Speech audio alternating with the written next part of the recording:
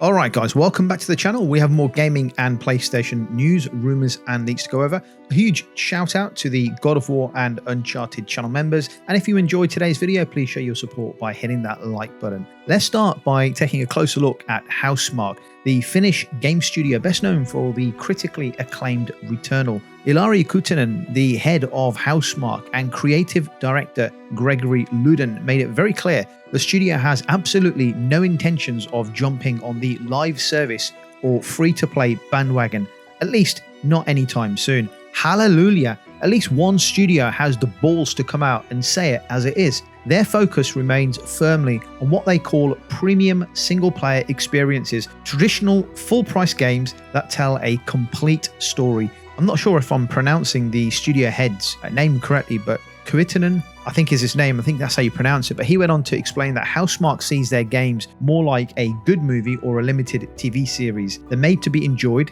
during a specific moment in a player's life, not something you have to grind endlessly. And according to him, these are experiences you can enjoy over a few days or a few weeks, and once you've gone through them and you've gone through that journey, you're free to move on. And you know what? That's exactly how these single-player games should be. That's exactly how a game should be. Enjoy it for the moment, play with it for a few weeks or a few months if you want a bit longer, and then move on to your next experience. And he goes on to say maybe you'll come back to it one day, but you're not expected to spend every spare moment chasing updates or logging in daily to stay competitive. Oh my God. I'm so glad that he's actually said that. This is exactly what I feel about the live service and free-to-play games right now. Endless live service monotony that just doesn't end. The philosophy at Housemarque is especially interesting given Sony's recent heavy push into live service gaming, a move that has stirred up mixed reactions amongst the fans. Sony has seen both highs and lows in that space, from the success of Helldivers 2 to the quick shutdown and the disaster that was Concord, which completely flopped just weeks after its launch, and now the problems mounting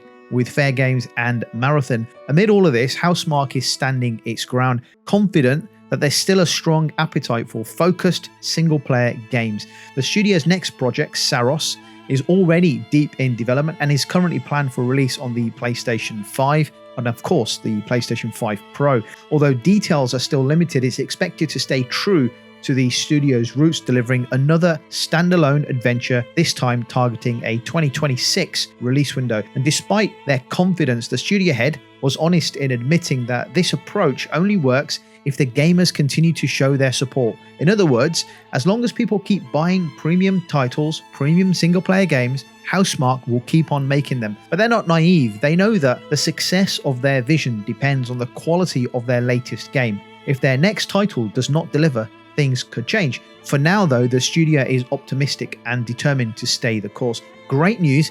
It's exactly what I wanted to hear from a Sony first-party studio, especially with Sony spending silly amounts of money on the live service gravy train. What are your thoughts on this, guys? What are your thoughts on Housemarque's stance and them coming out and firmly planting their flag in the single-player corner? Let me know your thoughts and comments, and let's move on. Stellar Blade, the action-packed game from Korean developer Shift Up, is in the news once again, not just for its gameplay, but also what's going on behind the scenes. In a recent investor presentation, Shift Up revealed that a sequel to Stellar Blade is already in the works. Alongside the previously announced Project Witches, the team confirmed that a second installment of Stellar Blade is officially on the roadmap. The sequel, along with a broader platform expansion, is expected to arrive sometime in 2027, or by 2027 at the very latest. That suggests Stellar Blade 2 could even launch as soon as next year, which is exciting news for many of the fans of this game. But while the future looks promising, there are some dramatic things happening right now in the present with Stellar Blade.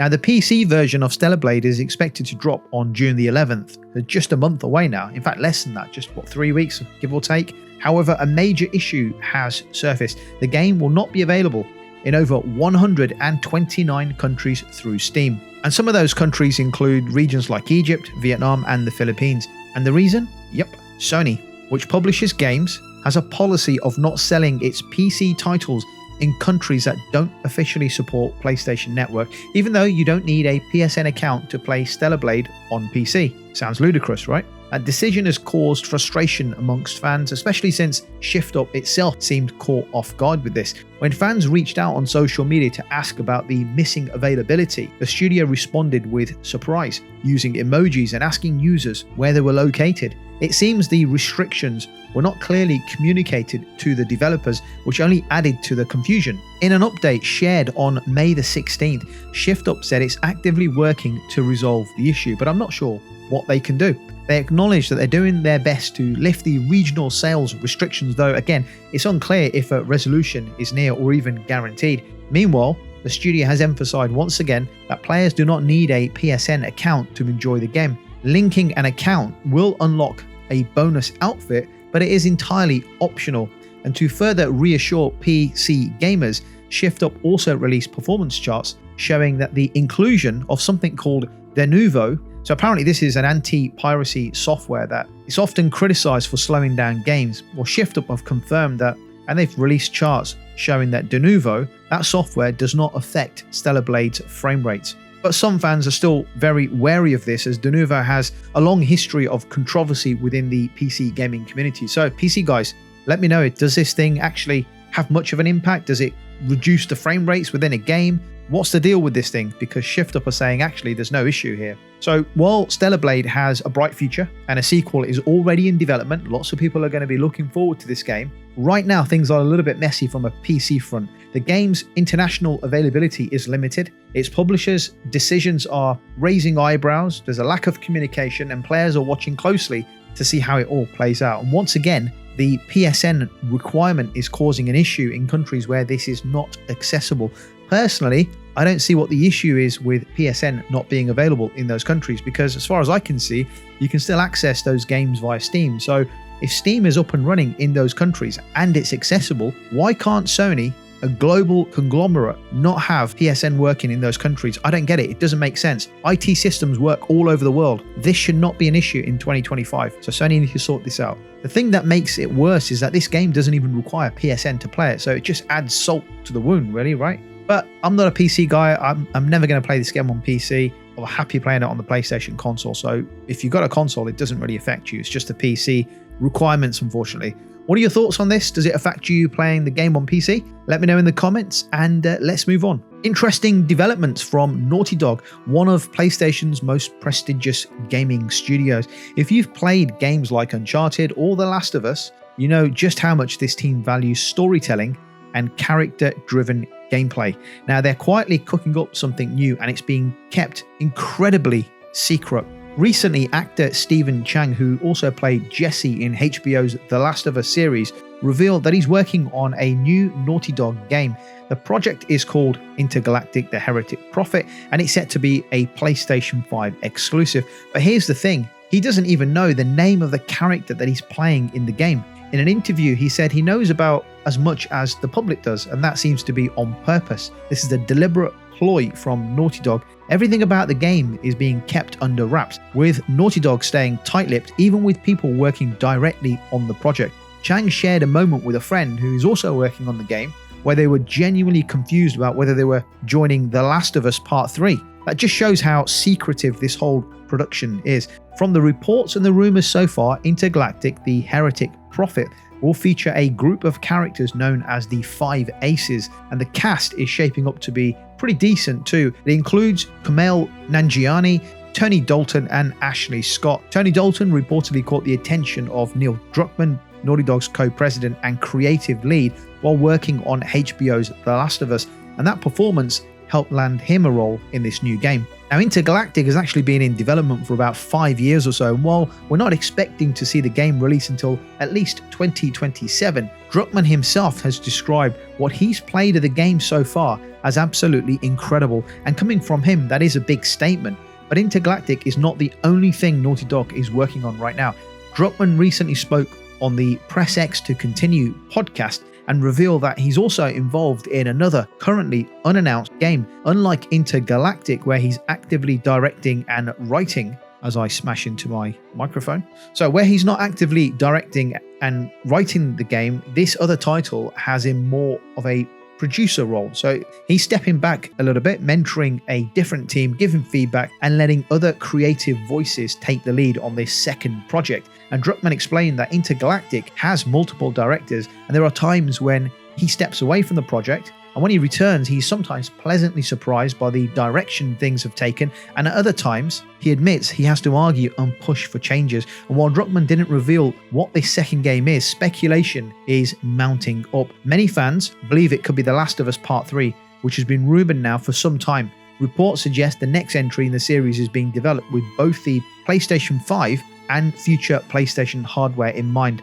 The game is expected to bring back Ellie and introduce new characters to expand the story. Anthony Newman from The Last of Us Part 2 is also rumoured to be involved in this mysterious project as well, giving more credibility to the fact that it could actually be The Last of Us Part 3 being developed. However, Sean Escaig, who worked on Uncharted: The Lost Legacy, is also working on this project. Therefore, rumours are also mounting up that this mysterious game could be a new Uncharted game in the works, possibly an Uncharted reboot or a continuation of Nathan Drake and his family in a new Uncharted 5 game. What is clear from Naughty Dog is that they're not slowing down anytime soon. Even after their multiplayer game got cancelled, they've confirmed in 2023 that they have more than one single-player PlayStation 5 title in development. So at the very least, we are going to be getting 2 brand new Naughty Dog games in the next 2 to 5 years. So the question is, what is this mysterious Naughty Dog game? Is it Uncharted 5? Is it an Uncharted reboot?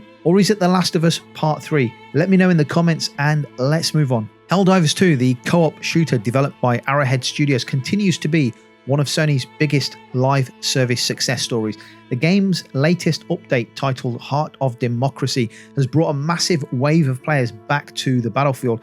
In fact, it's pushed Steam concurrent player numbers to over 163,000, one of the highest peaks since the game's launch. This boost didn't come out of nowhere though.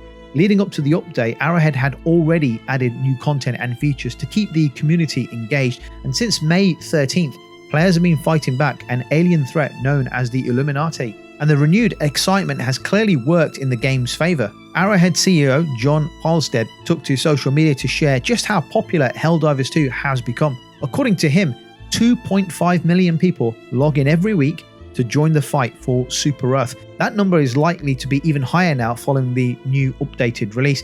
Not only has the game maintained strong engagement, but it's also translating into solid sales. Helldivers 2 jumped to 14th on the US PlayStation Store's bestseller list, and is currently sitting at number 3 on Steam's global charts, helped along by a limited time discount. This kind of long-term success is exactly what Sony has been hoping for with its push for live service gaming.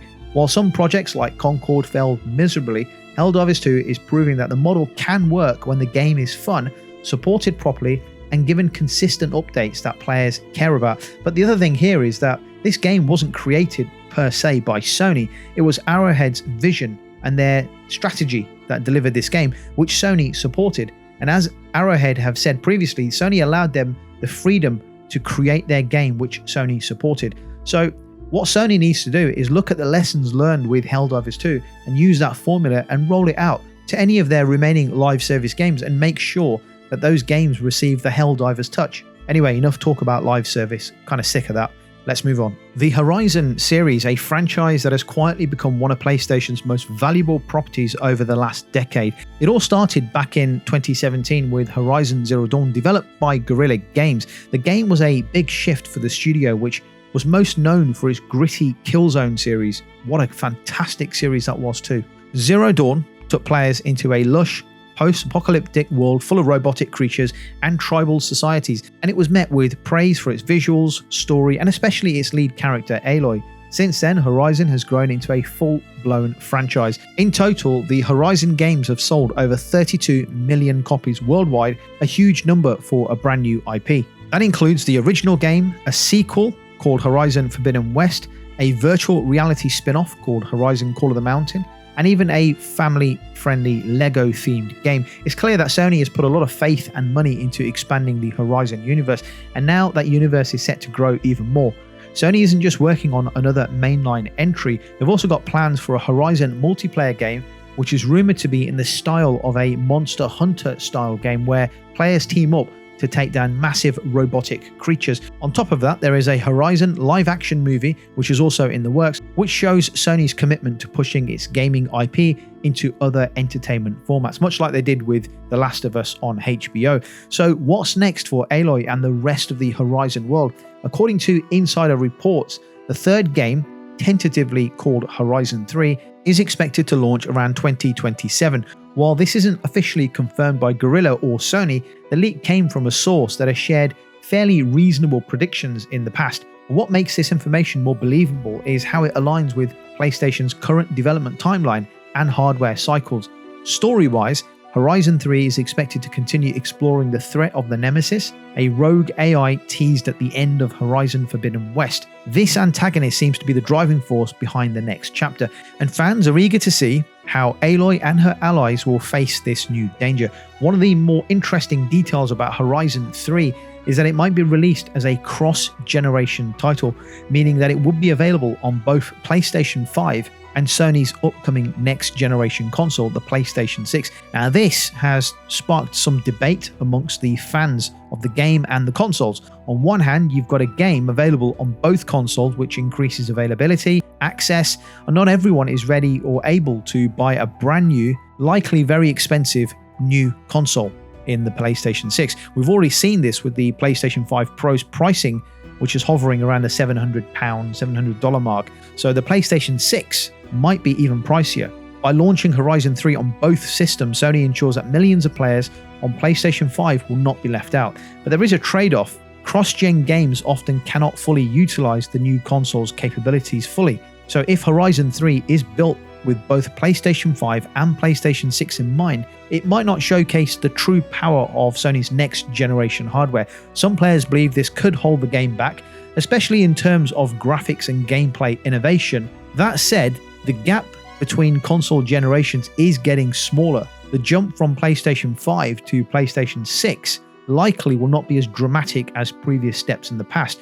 Regardless, fans can expect another polished experience from Guerrilla Games. The studio has consistently delivered high-quality titles, and there's no reason to think that Horizon 3 will not be any different. What are your thoughts on Horizon 3? Looking forward to this at all? What do you make of the game possibly being a cross-gen title if that rumor happens to be true? Let me know in the comments down below, and let's move on to a nostalgic game. Do you remember Rayman? Yeah, that quirky, limbless character from the 90s who starred in some of Ubisoft's most beloved platforming games. Before Ubisoft became known for franchises like Assassin's Creed, Far Cry and Rainbow Six, and some of you may actually say when Ubisoft used to be good, Rayman was actually one of their biggest names. The last major entry in the series was Rayman Legends, which launched way back in 2013. It was widely praised for its smooth platforming, creative level design, and charming art style. Since then, though, Rayman has mostly disappeared, aside from a few mobile appearances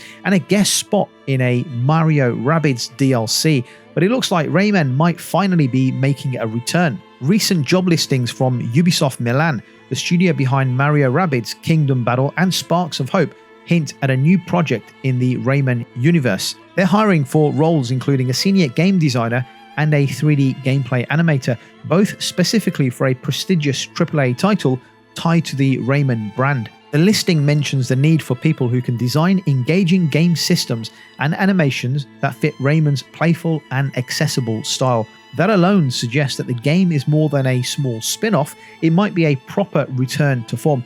Now, to manage expectations, it's worth noting that Rumours previously suggested that Ubisoft Milan could be working on a Rayman remake rather than a completely new game.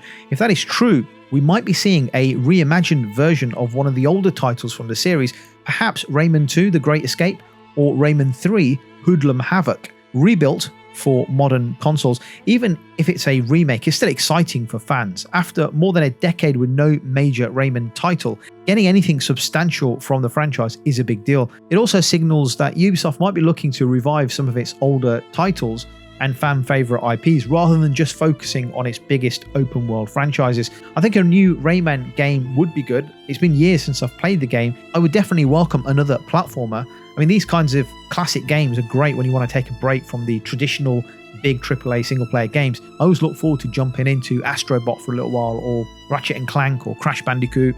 Sackboy, Spyro. There's loads of these types of smaller games that I would call maybe kid-friendly, that I'd love to see come back, and Rayman certainly fits that criteria. Even if it's a ground-up remake of an older game, I'd still welcome that. What are your thoughts on this? Let me know, and let's move on. A franchise that's been terrifying players for decades is now stepping into brand new territory. Silent Hill. The next big release in the series is Silent Hill F, and it's shaping up to be one of the most important and unique entries in the Silent Hill franchise so far. Unlike Silent Hill 2 Remake, that dropped recently, which, while impressive, was still based on a story fans already knew. Silent Hill F is offering something totally fresh. The game isn't just another retelling or reimagining, it's a completely original story, and for the first time ever, it takes players far from the eerie fog of the original town and plants them in 1960s Japan. That alone sets the stage for a big shift in tone, atmosphere, and environment. Now, I'm going to butcher some of these names, so I do apologize with my pronunciation, but the game is set in a fictional Japanese town. Silent Hill F follows a story of Hinako Shimizu, a young girl trying to survive in a nightmare full of strange, grotesque creatures. The town where the game takes place is called Ibisugaoka. It brings a deep cultural layer to the experience that fans haven't seen before in the series. And it's not just the location that's different. Silent Hill F has a new creative team behind it as well. The story is being written by Ryukishi, the writer best known for the Japanese horror series Higurashi When They Cry. That's a franchise famous for blending psychological horror with deep emotional themes like guilt, trauma, and paranoia. Exactly the kind of storytelling Silent Hill is known for, but with a unique Japanese twist. So while this is a fresh chapter, it's still deeply connected to what made Silent Hill so memorable in the first place. Slow burning, psychological horror that gets under your skin rather than relying on jump scare or gore. If you're eager to get into the mood before Silent Hill F launches, there are a few games worth checking out. Games like Omori, Signalis, and Mouthwashing dig into similar themes of mental anguish and personal trauma, with characters whose struggles become the core of the horror experience. And if you're looking for horror with a distinctly Japanese atmosphere, games like Fatal Frame, Corpse Party, and Siren are good choices. Even Ghostwire Tokyo taps into that modern supernatural horror vibe. There's also Doki Doki Literature Club, which may look like a light-hearted anime dating sim on the surface, but quickly spirals into deeply disturbing psychological territory. Despite being developed by a Western team, it's clearly inspired by Japanese storytelling and has a lot in common with Silent Hill F's thematic direction. For fans looking for more information about Silent Hill F, mark your calendars. On July 4th, 2025, Konami is hosting a special guest panel at Anime Expo in Los Angeles. It's the biggest anime convention in North America, and the event will feature some of the major people behind the game. Producers, scriptwriters, and composers will all be present, and while we don't yet know exactly what they'll reveal, it's very likely we will get more details on the story, gameplay mechanics, and possibly even a release date. The game is confirmed for PC, PlayStation, and Xbox, and it's going to have enhanced features for the PlayStation 5 Pro. So, are you excited for Silent Hill F? I'm fascinated to see how the change in location and environment impacts the game. I think it's fascinating, just this change alone, and I'm looking forward to seeing what Konami and the rest of the team have to show in July this year. Let's move on. Released on May the 15th, Doom The Dark Ages had reportedly a mixed release, with reports suggesting it hadn't done well on launch. Well, that was according to SteamDB. However, apparently Doom The Dark Ages has made a strong impression right from the start. According to a post on Bethesda's official social media, the game has now hit 3 million players in record time. They're calling it the biggest launch in developer ID Software's history, even faster than the explosive success of Doom Eternal. Now, to put that into perspective, earlier estimates back in 2020 suggested Doom Eternal hit 3 million players in about 10 days, but those numbers were based on third-party estimates and not directly from Bethesda. So, if this new number for the Dark Ages is accurate, it would mean the latest game outpaced Eternal by a pretty wide margin. But what makes Doom The Dark Ages different? For starters, it's a single-player only experience with no multiplayer mode. This time round, ID Software put the spotlight on story and world building in a big way. The game is set between Doom 64 and the 2016 reboot, filling in some important gaps while introducing a more medieval-inspired world. The focus on narrative doesn't take away from the core gameplay though. It's still classic Doom, fast-paced, brutal, and absolutely relentless. Reviewers have been praising its combat system and calling the new open areas as a treat. One review even said the game gets so much right that its flaws only show when it pulls you away from the action. And while its concurrent player count on Steam peaked at around 31,000, which is lower than the 104,000 that Doom Eternal reached, that number doesn't tell the whole story. The Dark Ages launched directly into Xbox Game Pass and PC Game Pass, meaning a huge chunk of players are accessing it through subscription services rather than buying it on Steam. That naturally affects the visibility of player numbers on platforms like Steam DB. So while it might seem like few people are playing the game, the reality is that Doom the Dark Ages is already proving to be a big success if we measure player numbers. Well, my thing here is how many have actually sold? How many units have been sold? Isn't the measure of success the number of units sold? Correct me if I'm wrong here, but people were up in arms early this year when Ubisoft announced that Assassin's Creed had surpassed 2 million players in a couple of days. And everyone was crying and saying the game had flopped. But by the same measure, hasn't Doom flopped? Or was Doom successful? It doesn't bother me either way, but what I want is consistency. Because how many players are playing it doesn't actually tell you how many players have purchased the game. And to me, that's always been the measure of success. How much money has been put in the till, if you like, or in the bank. Just because something is available for free doesn't mean it's good. Anyone can play a game anytime on these subscription services because they happen to be available. That is not the measure of success, is it? Or am I wrong?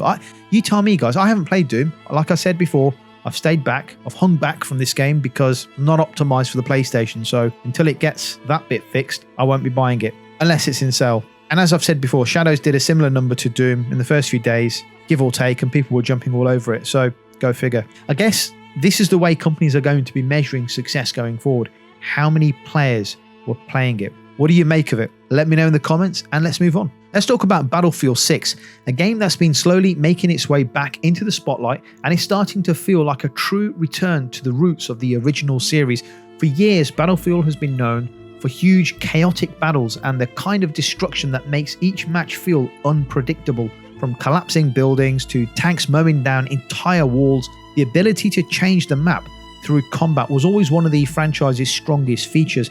But recent entries in the series started to drift away from that identity. Battlefield 2042, which launched back in November 2021, received a mixed reaction, with many players feeling that it didn't deliver the classic Battlefield experience that they were hoping for. But now, things are changing, and fast. In February 2025, EA announced something called Battlefield Labs, a new initiative that allows players to sign up and test the game while it's still in development. It's a way for fans to give feedback early, before the final version hits shelves. And that's a big shift from the way past Battlefield games were developed, and it's giving fans hope that the developers are listening this time around. And with that early access came the inevitable leaks. A Twitter user who goes by the name of Goodboy posted several short gameplay clips that appear to be from Battlefield 6, and these videos gave us a sneak peek into what the team might be working on, and it looks like the core Battlefield DNA is making a comeback. One of the standout moments from the leaked footage showed a tank crashing through buildings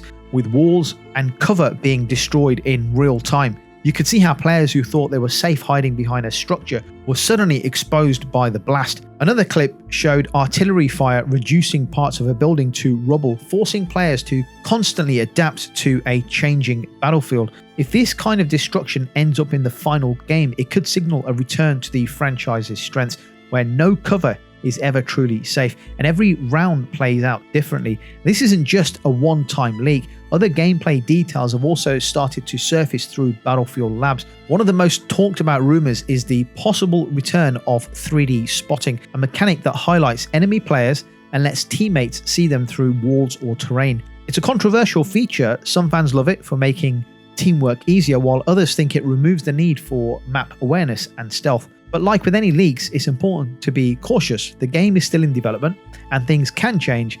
Features that are shown now or have been leaked might not make it into the final release, and what's being teased could be tweaked or removed based on player feedback. Still, the fact that EA is opening up playtesting so early and letting players, real players, give input is a very positive sign. It shows that the team might have learned from the rocky launch of Battlefield 2042 which introduced new ideas like specialist systems that didn't sit quite well with everybody. Letting the community help shape Battlefield 6 during development gives fans a chance to steer things back in the direction they want: larger battles, more realism, and maps that fall apart as the fight goes on.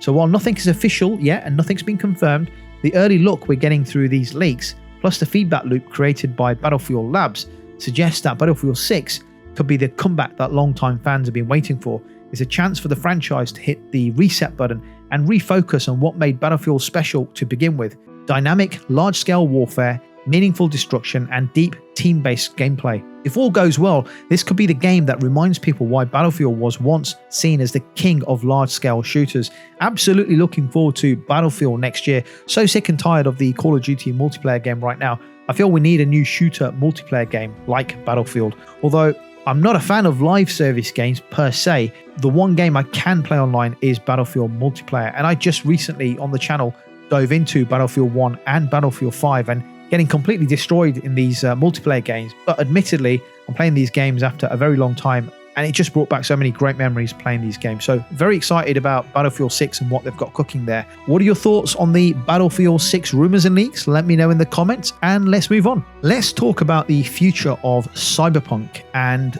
I don't just mean the future in-game, I'm talking about what's coming next after Cyberpunk 2077. At the 2025 Digital Dragons conference in Poland, we've got a rare but exciting update about the sequel to Cyberpunk 2077. The big news came straight from Mike Pondsmith, the creator of the original Cyberpunk tabletop role-playing game, the one that inspired CD Projekt Red's video game adaptation. During a talk with Michael Manka, Pondsmith confirmed that players will be heading to a new city in the sequel.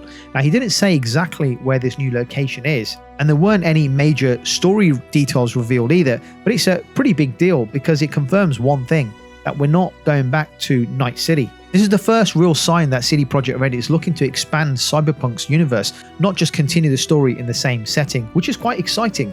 It's about moving beyond what we've already seen, giving players a brand new world to explore with fresh characters, conflicts, and themes. So, what is this sequel officially called right now? Internally, it's known as Project Orion. That's the code name the studio is using whilst development is still in its early stages. And to be clear, Project Orion is still a very long way from release. CD Projekt Red hasn't announced a launch date, and there's no confirmed platforms yet, but behind the scenes, work is definitely happening. Back in 2024, in November, CD Projekt Red started hiring new talent specifically for this next Cyberpunk game. They were looking to fill roles like Senior Environment Artist, Lead Environment Artist, Senior Cinematic Designer, and Visual Effects experts. Basically, they're building a new team from the ground up, and that team is based in Boston, USA. That location is worth paying attention to because it may hint at the kind of story or style we're going to see in the sequel. In fact, one of the developers, Dan Hernberg, even said that with this new US-based team, the sequel could feel more authentically American, which makes sense since Cyberpunk has always had strong roots in American dystopian storytelling. And then in February 2025, another detail slipped through its new job listing. CD Projekt Red posted that they were looking to create the most realistic crowds ever seen in a video game. Now, that's a very bold claim, but it is a promising one, and it shows the level of ambition for the studio. One of the things players criticized in Cyberpunk 2077 at launch was how lifeless or robotic the crowds felt. So it looks like the developers are setting high standards for how alive and reactive the world will feel in Project Orion. One of the narrative designers at CDPR also said something pretty eye-opening. He described the original Cyberpunk 2077 as nothing more than a warm-up compared to what's coming in the sequel. That gives you an idea of the ambition behind the next game. This isn't just another chapter, it's aiming to be something incredibly bigger than the original game. So while we don't have a name, a trailer, or a timeline, it's clear that CD Projekt Red is aiming really high with Project Orion. We're talking about a new setting, a brand new system, brand new team, a brand new world, and promises of deep technical and narrative improvements. It's not just about fixing the past, it's about taking the Cyberpunk universe somewhere completely new. And if they deliver, it could be one of the most exciting sequels in modern gaming. What are your thoughts on this? Now, I'm probably going to get slated for this, but I haven't fully played Cyberpunk 2077. I don't know what it is about the game, I don't know why, but every time I load it up, I get in like 2 or 3 hours into the game, and I feel like switching it off. The game looks great, it feels great, it kind of plays great for the first couple of hours, but I just cannot stick with it. Maybe it's because I know it's going to take me months to complete this game. Maybe that's why, I don't know.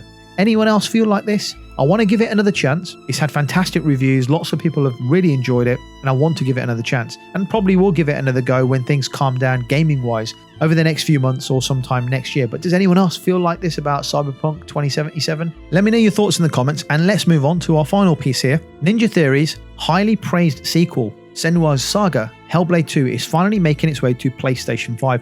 Originally an Xbox console exclusive, the game will be launching this summer under the new title Hellblade 2 Enhanced Edition for the PlayStation platform. This marks a significant moment, especially for fans who've been following the studio since its earlier PlayStation days. To celebrate its 1-year anniversary, Hellblade 2 is now expanding to PlayStation 5, bringing along a handful of improvements.